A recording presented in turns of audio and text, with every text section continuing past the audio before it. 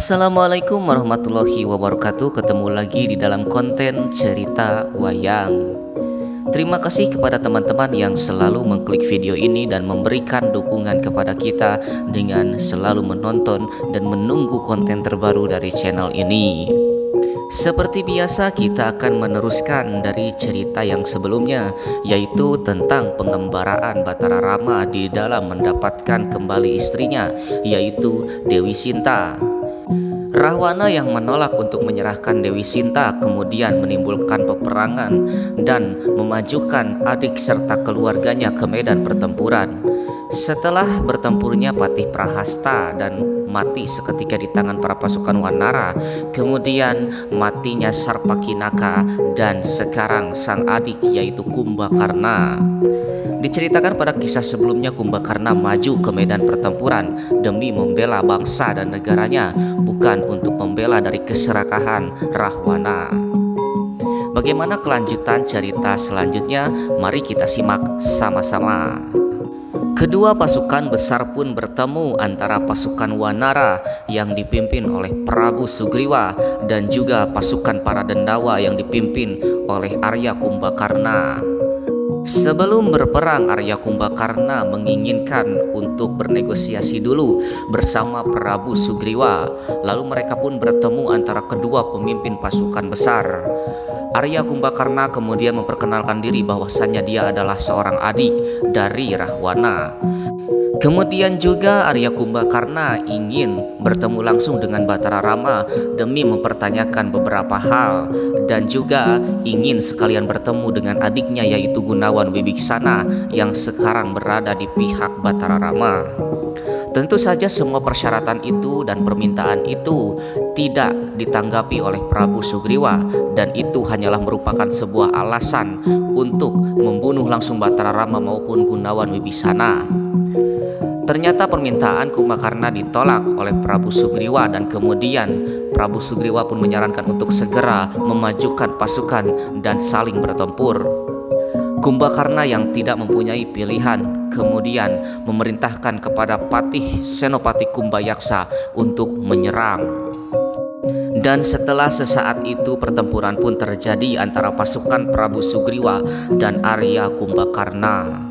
Pertempuran pun sangat sengit dan sangat berat bagi pasukan Wanara, dikarenakan pasukan yang dibawa oleh Kumbakarna terlatih untuk mati. Kumbakarna kemudian memilih untuk melawan daripada Prabu Sugriwa yang langsung merupakan pemimpin dari pasukan Wanara. Sugriwa kemudian menangani Kumbakarna dengan sendiri dan imbang di dalam pertempuran. Kumbakarna yang sangat besar ternyata bisa diimbangi oleh Prabu Sugriwa yang kemudian mengeluarkan ajian-ajian andalannya. Prabu Sugriwa dan Kumbakarna tentu saja terlibat pertempuran yang sangat sengit, dan terjadilah sesuatu yang sangat mengejutkan. Sugriwa yang terus-terusan dibanting oleh Kumbakarna karena memang ukuran Kumbakarna yang sangat besar, dan Sugriwa yang cenderung kecil terus-terusan dibanting oleh Kumbakarna dan mengalami beberapa kekalahan. Sugriwa kemudian yang merasa kesal melompat setinggi-tingginya demi mendapatkan wajah Kumbakarna. Dan benar saja, Prabu Sugriwa berhasil mencengkram wajah Kumbakarna dan mengenainya. Di dalam posisi itu kemudian Prabu Sobali menggigit hidung dari Kumbakarna dan mencengkram telinga dari Kumbakarna dan tidak mau dilepaskan oleh Arya Kumbakarna. Maka yang terjadi selanjutnya adalah usaha daripada Kumbakarna demi melepaskan Prabu Sugriwa yang menempel di wajahnya. Prabu Sugriwa dengan sangat kuat menggigit hidung dari Kumbakarna dan mencengkram kedua telinga dari Kumbakarna. Lalu kemudian Kumbakarna pun berusaha dengan sekuat tenaga melepaskan daripada cengkeraman Prabu Sugriwa. Prabu Sugriwa tentu saja tidak mudah untuk dilepaskan dan menolak untuk dilepaskan. Kemudian Prabu Sugriwa pun saking kencangnya dan saking kuatnya dia mencengkram kedua telinga dari Kumbakarna. Kumbakarna pun kemudian mengeluarkan aji bekah. Aji Bekah merupakan sebuah andalan daripada Arya Kumbakarna yang dimana dia dapat mengeluarkan sebuah angin atau hembusan nafas yang sangat keras dari mulutnya. Dengan Aji Bekah itu kemudian Kumbakarna pun mengeluarkan angin yang sangat besar dari mulutnya dan Sugriwa pun terpental sangat jauh. Namun terjadilah sesuatu karena saking kuatnya Prabu Sugriwa menggigit hidung dan mencengkram kedua telinga Kumbakarna hingga hidung dan telinga Kumbakarna tersobek. Maka dengan keadaan yang seperti itu, hidung Kumbakarna menjadi sumpung dan telinganya pun menjadi rawing. Dan dengan keadaan itu Arya Kumbakarna tetap terus melancarkan serangan dan melanjutkan peperangan karena serbuan dari para wanara mulai mengerubuti seluruh tubuhnya. Sementara itu yang terjadi pada Prabu Sugriwa yang melayang dilempar oleh Aji Bekah oleh Kumbakarna kemudian ditangkap oleh Anoman Perbancana Suta. Prabu Sugriwa kemudian berhasil diselamatkan dan kembali ke daratan berkat bantuan dari Hanoman Perbancana Suta dengan membawa hidung dan telinga daripada Kumbakarna. Kemudian Sugriwa pun melanjutkan pertempuran. Dan dalam kondisi itu pun kemudian Sugriwa ingin menyampaikan pesan dari pertama dia bertemu dengan Kumbakarna, yaitu kepada Batara Rama. Pesan itu yang dimana bahwa Arya Kumbakarna ingin bertemu dengan Wibisana sang adik, dan kemudian sang Sugriwa pun merasa iba dan menyampaikan pesan itu kepada Batara Rama. Setelah disampaikannya pesan dari Kumbakarna kepada Batara Rama, kemudian Batara Rama pun menghentikan pertempuran sementara waktu. Dan kemudian Batara Rama pun menyuruh kepada Gunawan Wibisana untuk sementara waktu mendekati dan menemui dari kakaknya yaitu Arya Kumbakarna di tengah pertempuran. Kumbakarna yang merasa terheran-heran karena peristiwa berhentinya peperangan di tengah terjadinya gempuran, pasukan Wanara kemudian mundur dengan seketika dan patuh kepada Batara Rama, menghentikan serangannya kepada Arya Kumbakarna. Lalu kemudian Kumbakarna seperti melihat bayangan dari kejauhan dan terlihat seperti adiknya yaitu Gunawan Wibisana mendekat menuju ke arahnya. Tanpa tunggu waktu kemudian Arya Kumbakarna pun menyadari bahwasanya pria yang berjalan ke arahnya itu adalah Gunawan Wibisana. Kemudian Kumbakarna pun menyambut Gunawan Wibisana dan menuju ke arahnya. Wibisana yang dengan tenang datang menuju Arya Kumbakarna, namun tidak melihat rupa asli dari Kumbakarna yang sudah sekian terluka parah. Kumbakarna yang kehilangan hidung dan telinganya tentu saja berdarah-darah di sana-sini, terutama di bagian wajahnya.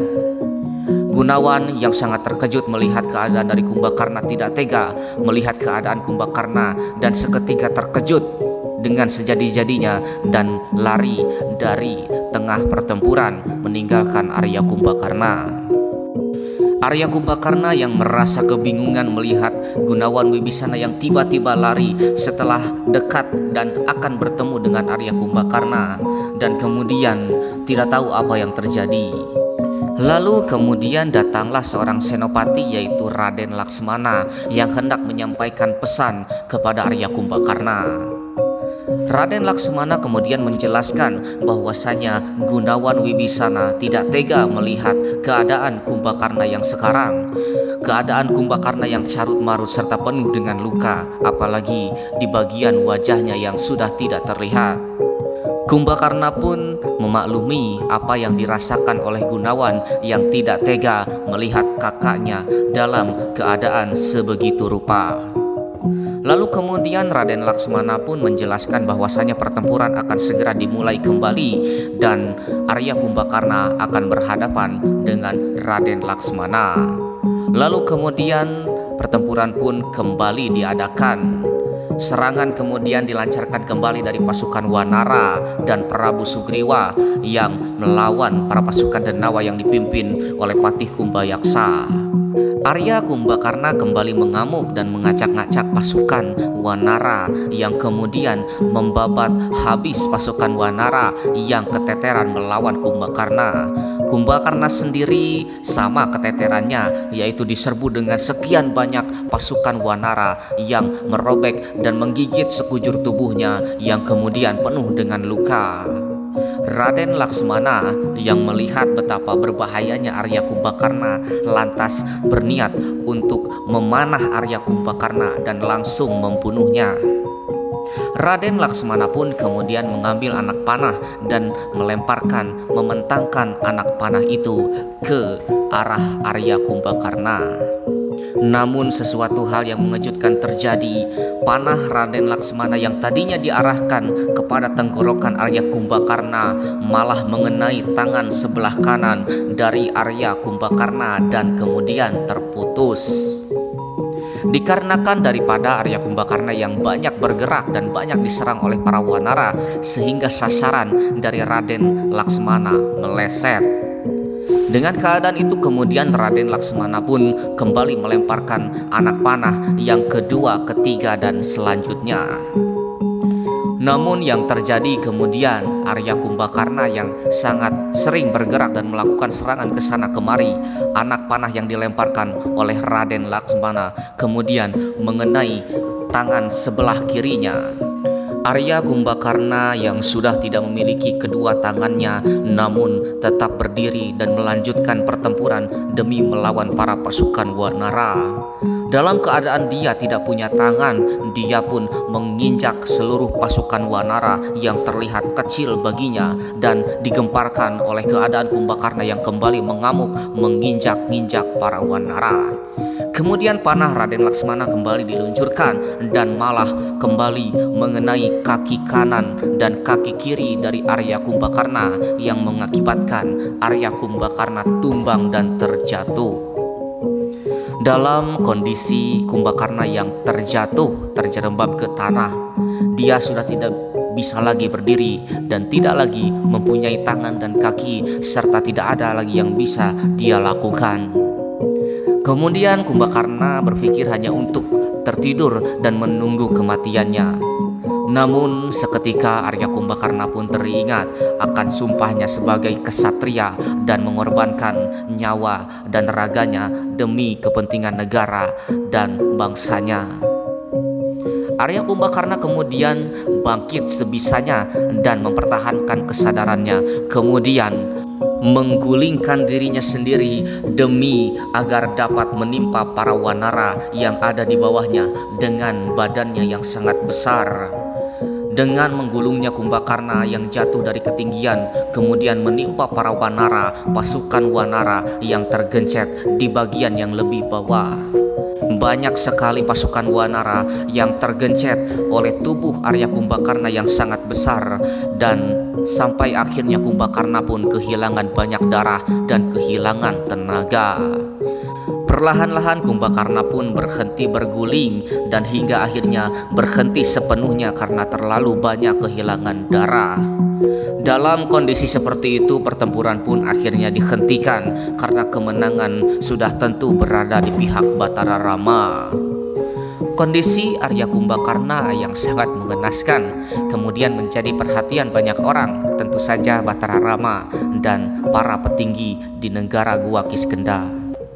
Kemudian Batara Rama menyuruh dan memaksa kepada Gunawan Wibisana untuk menemui dan menemani saat-saat terakhir dari Arya Kumbakarna. Wibisana yang kemudian dipaksa terus-terusan akhirnya menemui Arya Kumbakarna dengan menggunakan penutup wajah karena tidak tega melihat Arya Kumbakarna yang begitu menderita. Kumbakarna sangat merasa bahagia karena sebelum ajal menjemputnya dapat melihat Wibisana dalam keadaan sehat dan selamat. Kemudian Kumbakarna pun menitipkan kepada Gunawan Wibisana untuk merawat negara dan bangsanya yang sudah terlanjur dirusak oleh kakaknya, yaitu Prabu Rahwana. Dan kemudian permintaan terakhir dari Arya Kumbakarna yaitu kepada Batara Rama agar menitipkan atau merawat Wibisana. Dan kemudian Kumbakarna pun meminta kepada Batara Rama agar menghantarkan kepergiannya, karena kepergian yang sempurna baginya adalah dihantarkan oleh Sang Batara Wisnu sendiri. Kemudian dengan dihantarkannya kematian Kumbakarna, Kumbakarna pun menghembuskan nafasnya yang terakhir dan mati. Kumbakarna mati sebagai pahlawan dari negaranya dan membela kepentingan negara serta bangsanya. Bukan untuk membela dari keserakahan sang kakak ataupun sang raja demi keegoisannya sendiri, Kumbakarna mati sebagai seorang kesatria. Kumbakarna dikenal sebagai kesatria yang terkenal di alam Ramayana dan dijuluki sebagai kesatria sejati yang mati di medan pertempuran. Dengan matinya Kumbakarna tentu saja menambah jumlah korban yang ditimbulkan daripada keserakahan Prabu Rahwana. Demi menggenapkan keserakahannya, Prabu Rahwana tega memajukan adiknya dan mengorbankan semua keluarganya tanpa memperdulikan keselamatan mereka. Dengan matinya Arya Kumbakarna, kita akan tutup kisah pada kesempatan kali ini, dan cerita pengembaraan Batara Rama akan terus berlanjut ke cerita selanjutnya. Jangan lupa terus berikan dukungan kepada kami dengan menekan tombol like, subscribe, serta komentar, dan bagikan video ini apabila dirasa bermanfaat. Tentu saja cerita akan terus berlanjut, yaitu pengembaraan Batara Rama demi mendapatkan Dewi Sinta. Tetap saksikan dan tetap tunggu video terbaru dari channel ini, dan kita akan bertemu lagi pada kesempatan yang akan datang. Sampai jumpa.